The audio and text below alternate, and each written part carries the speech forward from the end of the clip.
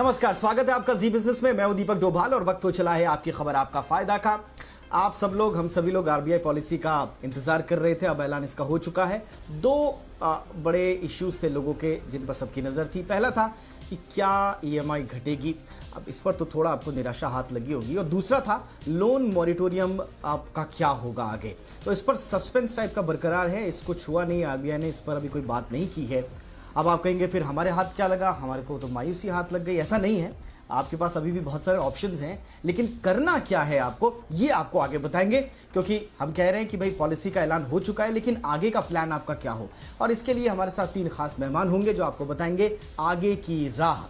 बस आपको आधे घंटे हमारे साथ रहना है, शो देखना है। सबसे पहले रिपोर्ट देखिए, फिर मेहमानों के साथ लौटते हैं।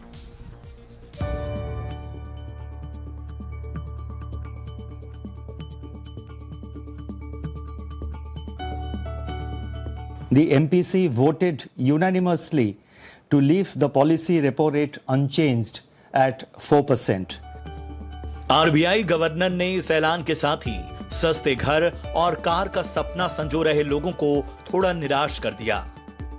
आरबीआई गवर्नर ने रेपो रेट को 4% पर और रिवर्स रेपो रेट को 3.35% पर बरकरार रखा है।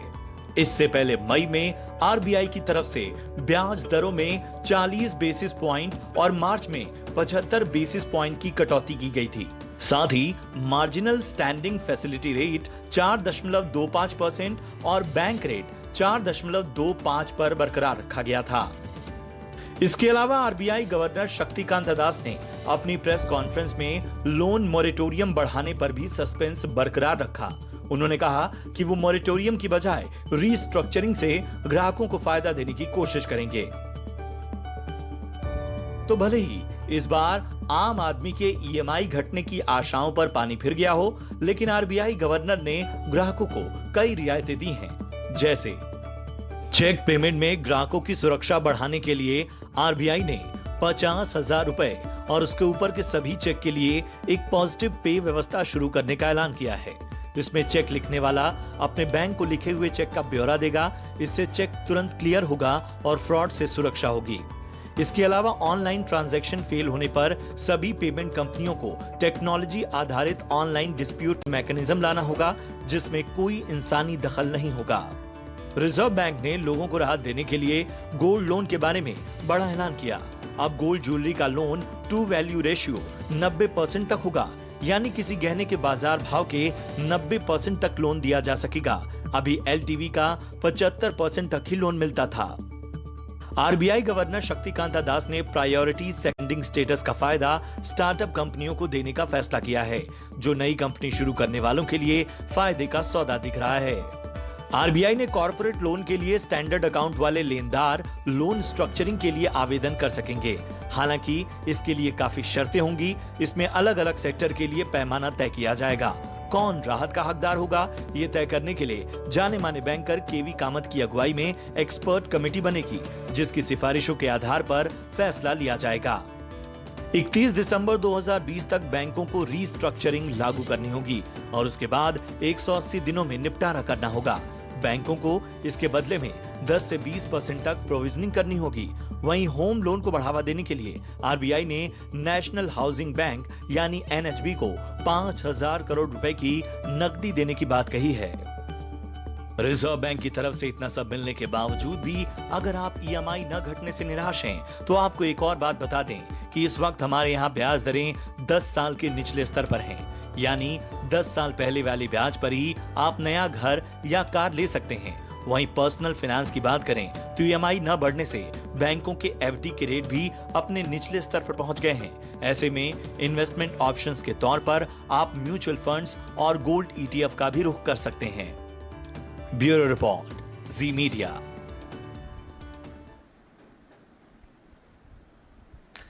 चलिए, तो अब जरा आरबीआई पॉलिसी के बाद अब आप लोगों की जिंदगी कैसे होगी, आप लोगों के पास क्या क्या ऑप्शन है, क्या क्या तैयारी करनी है, इस पर बातचीत करने के लिए हमारे साथ 3 खास मेहमान हैं। हमारे साथ हैं अजय बग्गा साहब, देश के जाने माने मार्केट एक्सपर्ट हैं। मार्केट ही नहीं, इकोनॉमी के एक्सपर्ट हैं, पॉलिसी एक्सपर्ट भी हैं। बहुत बहुत स्वागत है भगत सर आपका। हमारे साथ हैं डॉक्टर निरंजन हीरानंदानी साहब, जो कि प्रेसिडेंट हैं नरेटको के और जाने माने बिल्डर भी हैं।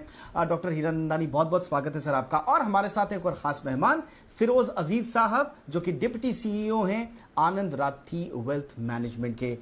फिरोज साहब, बहुत बहुत स्वागत है सर आपका भी। भगत सर, आपसे चर्चा की शुरुआत करते हैं। बड़ी टकटकी लगाए लोग देख रहे थे इंटरेस्ट रेट को लेकर, मॉरिटोरियम को लेकर। आपके हिसाब से आम आदमी ने क्या खोया, क्या पाया आज? देखिए, सबसे बड़ी चीज तो ये चाहिए था कि मॉरिटोरियम को या तो एक्सटेंड किया जाए या फिर लोन रिस्ट्रक्चरिंग के लिए राहत दी जाए। तो रिस्ट्रक्चरिंग की बात हुई है, अब देखना पड़ेगा केवी कामत कमेटी क्या निकालती है इसमें से। और जो अहम सेक्टर्स हैं जो बहुत नाजुक स्थिति में है, जैसे रियल एस्टेट लोन्स हो गए, एविएशन, होटल्स, रिटेल, ट्रैवल, तो जो सर्विस सेक्टर है जो प्रॉब्लम में है और जिनके कारण फिर नौकरियां जा सकती हैं, उनके लिए होपफुली कुछ पैकेज आएगा ये रिस्ट्रक्चरिंग में। दूसरा बात, सोने के जो लोन्स में वृद्धि की गई कि पहले आप 100 रुपए के सोने पे 75 रुपए का लोन ले सकते थे, अब आप 90 रुपए का लोन ले सकते हैं। तो लोन की जो अमाउंट है वो बढ़ाया गया, वो पॉजिटिव है। तीसरा है दीपक के अभी ट्रांसमिशन पूरा नहीं हुआ है। जो 115 बेसिस पॉइंट 1.15% का रेट कट हुआ है, उसके सामने बैंक्स ने 72 basis point 0.72% he pass on किया है अभी तक लोन्स में। तो होपफुली अब ये ट्रांसमिशन और होगा। और आखिरी बात यह है कि उन्होंने जो एकोमोडेटिव पॉलिसी रखी और कहा कि हमारे पास मॉनेटरी स्पेस अभी है, तो इससे यही निष्कर्ष लगा सकते हैं कि अक्टूबर में डेफिनेटली एक 25 बेसिस पॉइंट का रेट कट आएगा, जिससे EMIs और नीचे जाएंगी। जी। अच्छा, बहुत सारे सवाल मॉरिटोरियम को लेकर बड़े आ रहे हैं सर। अभी 31 अगस्त तक का वक्त है। आपको लगता है कि चलिए आज नहीं छुआ इसको, तो क्या हम ये माने कि बस अब ये आखिरी था, आगे नहीं बढ़ेगा, या 31 से पहले कोई और भी फैसला ले सकते हैं, ओपन रखा हुआ है? आपका अनुमान क्या है सर? कुछ तो करना पड़ेगा मेरे ख्याल से अगले 15 दिन में। अभी जैसे कामत साहब के नीचे कमेटी है, या तो वो कमेटी अपना बहुत जल्दी अपना ये रिकमेंडेशंस दे देंगे, अदरवाइज हो सकता है कि इसको एक्सटेंड किया जाए, क्योंकि लगभग 140 लाख करोड़ का जो बैंक का डिपॉजिट है, उसके सामने 100 लाख करोड़ का बैंक का डेट है, उसमें से 10 लाख करोड़ मॉरिटोरियम में है। और NBFCs मिला लें तो 3-4 लाख करोड़ और NBFCs के भी मॉरिटोरियम में है। तो ऐसा नहीं है कि ये लोग चुका पाएंगे अगर आप 31 अगस्त को निकाल देंगे ये फैसिलिटी। तो हमें लगता है कि ये रिस्ट्रक्चरिंग का अलाउंस आ जाएगा 31 अगस्त से पहले, और लोग फिर बैंक्स के पास जाके, और फिर आपके पास 90 दिन और 6 महीने की अवधि है रिस्ट्रक्चरिंग पूरा करने के लिए। तो लगता है कि ये जारी रहेगा ये इशू। बट ये बहुत अहम है कि जो मुश्किल में क्षेत्र हैं, इन सब को राहत दी जाए और इनको रिस्ट्रक्चरिंग लोन दिया जाए, एक पेमेंट मॉरिटोरियम भी दिया जाए जो क्षतिग्रस्त सेक्टर्स हैं, ताकि वो फिर से उठ पाए। जी ठीक है, ठीक है। यानी कि मॉरिटोरियम के साथ साथ रिस्ट्रक्चरिंग के साथ साथ मॉरिटोरियम की भी अभी दरकार है। फिरोज अजीज साहब, थोड़ा सा पर्सनल फाइनेंस मोर्चे पर हमें बताएं। अब तो फिलहाल लगभग अगले 2 महीनों के लिए तो स्थिति सिनारियो बिल्कुल साफ है। अब इकोनॉमिक लॉकडाउन जो है वो भी धीरे धीरे खुल रहा है, लोगों में कॉन्फिडेंस भी आ रहा है। अब तक तो बंधे हुए थे इन्वेस्टमेंट को लेकर, और इस बीच तो फिक्स डिपॉजिट पे आप देख लीजिए तो इंटरेस्ट कम हो गया है, गोल्ड महंगा हो रहा है। अभी ये बताइए कि इन्वेस्टमेंट के लिए इस वक्त एक आम आदमी के लिए ऑप्शंस क्या क्या हैं? देखिए, आई थिंक आपने सही फरमाया, ये बहुत दिलचस्प मोड है from an investment stand point. Deposit rates घट रही है। इंडियंस को ये सुविधा प्राप्त थी कि वो रिस्क लिए बगैर अच्छा खासा ब्याज कमा के महंगाई को मात दे रहे थे काफी सालों से। सो आई थिंक वो जाता नजर आ रहा है। सो एक इन्वेस्टर को पॉइंट 1 ये है कि एक इन्वेस्टर को एक्सेप्टेंस करनी पड़ेगी कि ब्याज दरें घटेगी, ताकि वो दूसरे मार्जिनली ज्यादा रिस्कियर एसेट्स में से अपनी ग्रोथ निकाल पाए। So point 1। So bank fixed deposit जो हमारे इंडियंस के favourite asset, one of the favourite asset माना जाता है, उसमें आपको गिरावट दिखेगी। टैक्स की भी आपको डिसएडवांटेज है, तो डेट फंड्स में ट्रांसफर करने की चाह रखनी चाहिए इन्वेस्टर को, उनको समझना चाहिए debt mutual funds are a good replacement to FDs, point 1। Point 2, gold एक बहुत अच्छा जरिया है अनसर्टन टाइम्स में एक रिटर्न कमाने का। तो गोल्ड ने रिटर्न्स दी है, स्पेशली इस मॉनेटरी पॉलिसी में आरबीआई गवर्नर ने एलटीवी बढ़ा दी है, लोन टू वैल्यू। तो इतनी वैल्यू बढ़ जाए गोल्ड की और आपकी लोन लेने की क्षमता उस पर बढ़ जाए, तो आपको ऑलमोस्ट 50,000 रुपीज जितना पर ग्राम का लोन मिल जाएगा अगर 55,000 का दाम माना जाए। So point 2 I am making is gold will get more momentum domestically. Third, I think equities का बहुत अच्छा फायदा होता है, ब्याज दरें घटती हैं तो मेरे हिसाब से लॉन्ग टर्म में अगर देखें 3 से 4 साल अगर ऐसा ही ब्याज दर रहता है और घटता है, तो आई थिंक एक्विटीज में वो same old days of making 14-15% वापस आने की अच्छी खासी गुंजाइश है। तो अच्छा मिक्स बनाना डेट, गोल्ड और एक्विटीज का, और रिस्क से इतना ना डरना कि आपकी जो ग्रोथ है वो खत्म सी हो जाए, is important learning for all investors.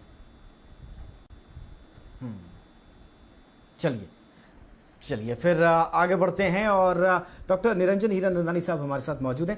Hiranandani साहब, जैसे हमने देखा ही है कि भाई इंटरेस्ट रेट जो है वो 10 साल के लोवेस्ट लेवल पे हैं और बार बार हर किसी से आप पूछिए, और ये आज से नहीं है, ये पिछले 2-3 साल से है, किसी को भी पूछिए तो बोलते हैं कि भाई अभी प्रॉपर्टी में निवेश का बड़ा अच्छा मौका है, और अब तो ऑल टाइम तो नहीं, 10 साल के लोवेस्ट रेट पर अगर इंटरेस्ट है तब तो और अच्छा मौका आपके पास है।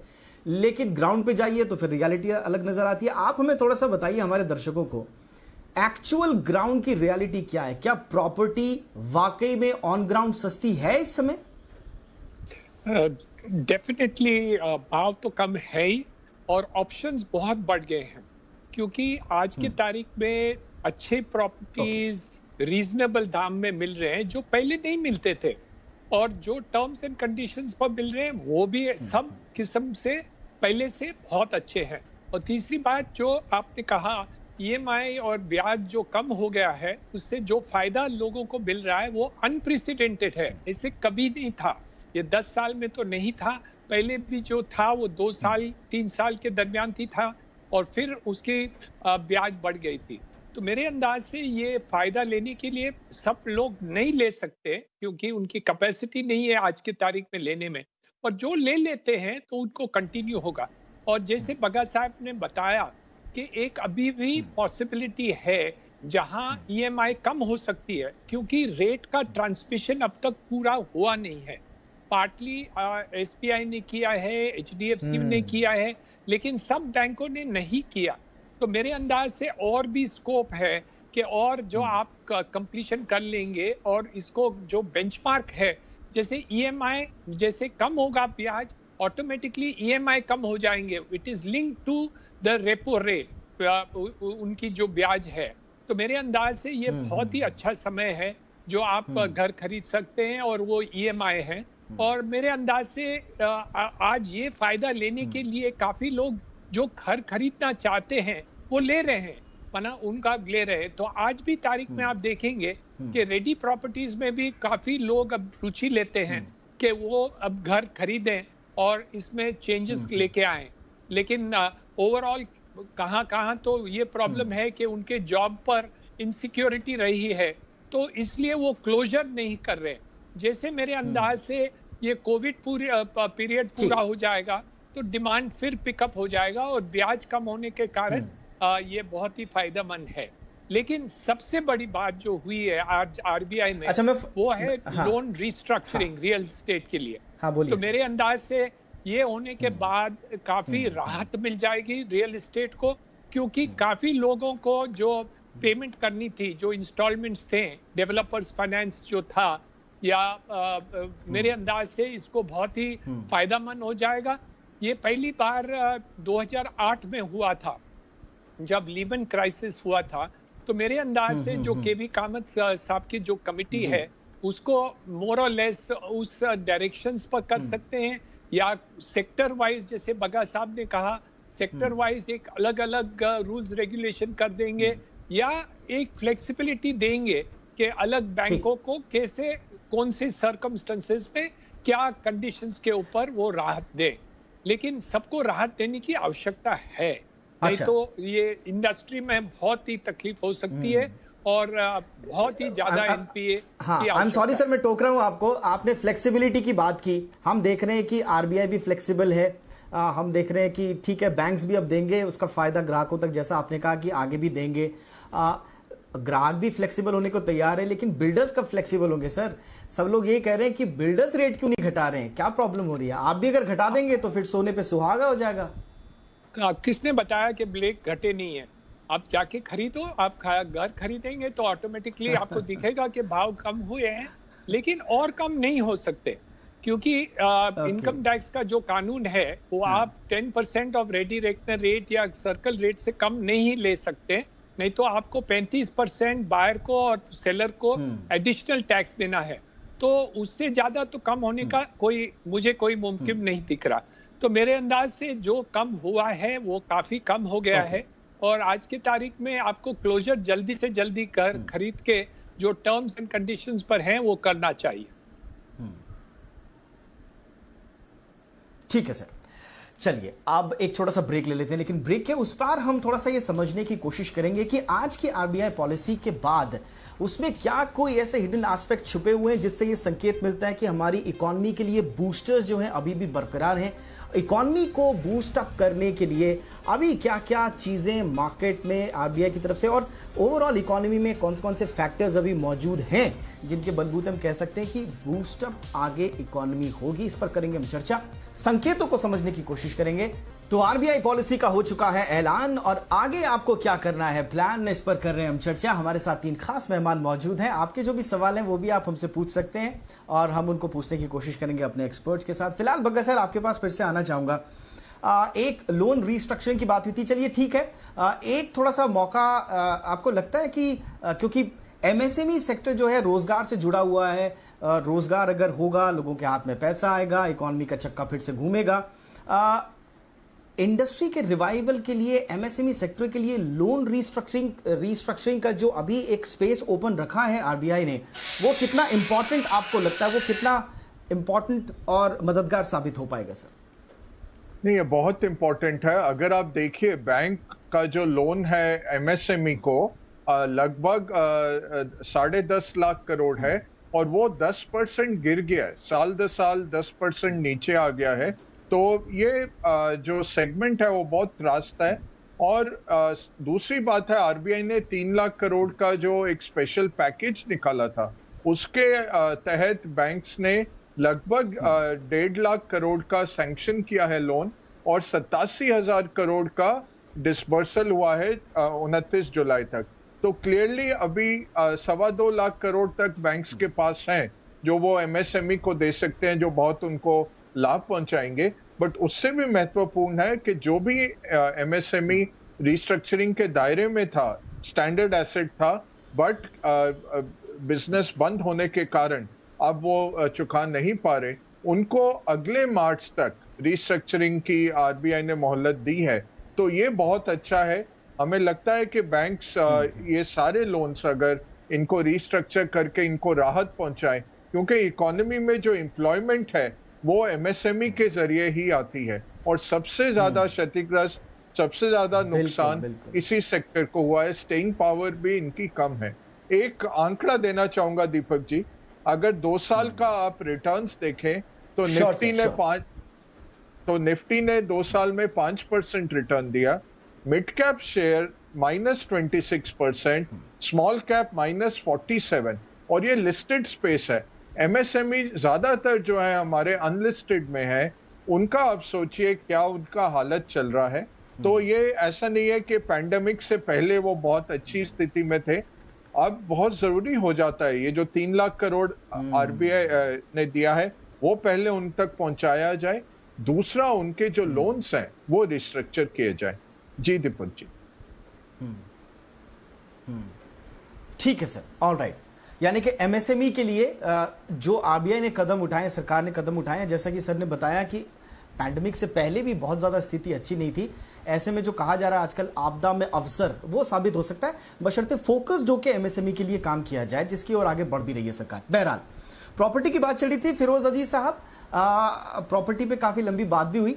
अभी क्या लगता है सर आपको, प्रॉपर्टी में निवेश कैसा रहेगा? आई थिंक प्रॉपर्टी में निवेश, ऑफ कोर्स हीरानंदानी साहब ने कहा कि प्राइस घटने की गुंजाइश कम है क्योंकि सर्कल रेट ज्यादा है, but I think from an affordability stand point अभी भी प्रॉपर्टी में गुंजाइश है। Of course circle rates revisit होने की संभावना है। तो मेरे हिसाब से अगर किसी ने घर खरीदना है कंजम्पशन की वजह से, तो उनको तो आप खरीदना ही चाहिए, क्योंकि कंजम्पशन वाले लोग लोन भी लेते हैं। इन्वेस्टर जो होता है वो अपनी कैपिटल लगाता है, तो कंजम्पशन के लिए बहुत अच्छा समय है। घर ढूंढना, ऑप्शन ज्यादा है, ऑफर्स ज्यादा है, तो बहुत अच्छी बात है। इन्वेस्टमेंट का पहलू देखें तो रियल एस्टेट में मेरे हिसाब से अभी भी गुंजाइश है इन्वेस्टर को वेट करने की, बट कंजम्पशन के लिए it's a thumbs up perfectly. अब क्या है कि रियल एस्टेट में एक पैराडाइम शिफ्ट भी होगा। वर्क फ्रॉम होम जो हो रहा है उससे कमर्शियल्स की जो वैल्यू है, कमर्शियल रियल एस्टेट की वैल्यू है, उसमें एक चेक रहेगा। रेसिडेंशियल होम्स की थोड़ी वैल्यू बढ़ेगी, क्योंकि अगर इंसान घर से काम कर रहा है तो उसको एक बड़ा स्पेस चाहिए होगा, एक सेपरेट रूम चाहिए होगी। तो आई थिंक रेसिडेंशियल के लिए अच्छी खबर है पैंडेमिक। तो पॉइंट 1, इन्वेस्टमेंट के तौर से आपको वेट करना चाहिए, कंजम्पशन के तौर से आपको इमीडिएटली खरीदना चाहिए, और ब्याज भी कम हो रहा है, और टैक्स की बहुत रियायतें मिली हैं लास्ट साल भर में। टैक्स की जो एफिशिएंसी है लोन लेने की, तो इफेक्टिव रेट्स 3-4% से ज्यादा नहीं होते अफोर्डेबल होम्स के लिए। So I think affordable homes, consumption, a big buy for the residential space. All right sir. Hiranandani sir, overall अगर रियल एस्टेट सेक्टर की बात करें तो अभी थोड़ा सा उसमें लोन्स वगैरह की अभी प्रॉब्लम है, क्योंकि अभी बैंक भी थोड़ा झिझक रहे हैं, आम आदमी भी थोड़ा झिझक रहा है, और हम देख रहे हैं कि ये जग जाहिर है कि जो बड़े डिफॉल्ट्स हैं वो रियल एस्टेट से ही हो रहे हैं, बैंक्स में भी। अभी क्या लगता है सर आपको, कितना समय और लगेगा ओवरऑल रियल एस्टेट के उभरने में? मेन मुख्य जो बात है वो actually shortage of funds for completion of projects काफी लंबी चौड़ी है। हमने जब अक्टूबर में हमने मांगे की थी वित्त मंत्री से, गवर्नर साहब से, तभी ये बात चली थी कि लगभग हमें 25,000 करोड़ की आवश्यकता है। लास्ट दिवाली की बात है कि हमें 25,000 करोड़ हो जाएंगे तो जितने भी प्रोजेक्ट्स अटके हुए हैं उनको एक राहत मिल जाएगी, लास्ट माइल फंडिंग हो जाएगी। तो उन्होंने सैंक्शन कर दी और एक स्वामी फंड बनाया गया जहां 25,000 करोड़, जिसमें 10,000 करोड़ सेंट्रल गवर्नमेंट ने कंट्रीब्यूशन दे दी। आज की तारीख में जब हम रिव्यू कर रहे हैं, या 8 महीने के बाद जब हमने रिव्यू किया, तो हमने देखा कि लगभग कोविड के साथ और जो बाकी के प्रॉब्लम्स बढ़े हैं, हमें लगभग 1,50,000 करोड़ की लास्ट माइल फंडिंग की जरूरत है, जो हमें आरबीआई की कोई जरूरत नहीं है, या कोई गवर्नमेंट की कोई सहायता की आवश्यकता नहीं है। लेकिन जो पद पर हमने स्वामी फंड दिया था, बनाया था, वैसे ही और फंड्स की आवश्यकता है कि हमें 5 और 25,000 करोड़ के फंड्स बन जाएं, और वो काफी बैंक्स तैयार है, बैंक्स फाइनेंशियल इंस्टीट्यूशन तैयार है। हमारी बात HDFC से हुई, कोटक बैंक से हुई, ICICI से हुई, वो भी तैयार है कि ये लास्ट माइल फंडिंग करें तो ये प्रोजेक्ट कंप्लीट कर दें। तो हम ये अपेक्षा रखते हैं रियल एस्टेट के द्वारा के तरफ से कि हम ये और भी फंड्स इनको दे दें, तो जितने भी लॉकअप प्रोजेक्ट देश भर में हैं, NCR में है, मुंबई रीजन में है, और भी जितने सेकेंड टियर सिटीज में हैं और काफी है, तो उनको ये लास्ट माइल फंडिंग मिल जाए तो मेरे अंदाज से रियल एस्टेट सेक्टर को ये राहत मिलने से बहुत ही फर्क पड़ जाएगा। क्योंकि ये प्रोजेक्ट जो आज की तारीख में है वो NPA बन गए हैं, तो बैंक्स और फंड कर ही नहीं सकते, उनको ये प्रोहिबिशन है कि जो NPA प्रोजेक्ट्स हैं उनको और फंडिंग नहीं करें। तो मेरे अंदाज से ये, और जो हमने मांगे की हैं कि वो भी हम एक उम्मीद रखते हैं कि ये जल्दी सैंक्शन हो जाए तो और भी फंड्स मिल जाए, और फाइनेंशियल इंस्टीट्यूशंस तैयार हैं हमें मदद करने के लिए। चलिए बग्गा सर, 10 सेकंड में आपसे आखिरी सवाल मैं पूछना चाह रहा था कि अभी तो आरबीआई खुद कह रहा है नेगेटिव ग्रोथ का अनुमान अभी आगे जाहिर की जा रही है, ओवरऑल रिवाइवल कंप्लीट कब, आपका अनुमान कितने वक्त और लगेगा अभी इकोनॉमी को रिवाइव करने में? देखिए, इस साल 6 से 9% नेगेटिव ग्रोथ रहेगा, अगले साल 8 से 10% पॉजिटिव रहेगा। तो 2022 में जाके हम 2019 के नंबर ले पाएंगे। 2 साल लग जाएंगे। 2 साल के आसपास अभी लगेंगे। बहुत बहुत शुक्रिया अजय बगर सर, वक्त निकालने के लिए, हमारे साथ बातचीत के लिए। फिरोज अजीज साहब बहुत बहुत शुक्रिया, और डॉक्टर निरंजन हीरानंदानी साहब आपका भी बहुत बहुत शुक्रिया। तो आरबीआई पॉलिसी का ऐलान हो गया है। आपको किस तरह की प्लानिंग करनी है, इकोनॉमी की क्या सिचुएशन है, आगे क्या कुछ रहेगी, रोड मैप कैसा हो, तैयारी क्या हो, ये हमने आज आपको बताया। उम्मीद है आपका आज का शो आपके काम आएगा। फिलहाल हमें इजाजत दें, बहुत बहुत शुक्रिया, नमस्कार।